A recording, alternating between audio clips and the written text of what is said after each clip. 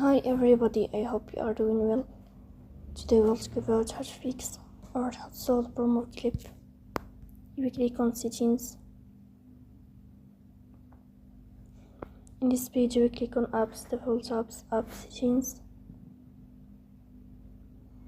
In this page here you will search about Glip and you will click here. In this page of app info you will go to first stop and you will click OK. Here you will enter to storage. Then here you will click on clear cache.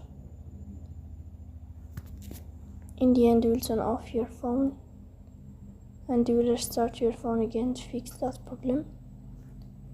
So please don't forget to support us by like and subscribe.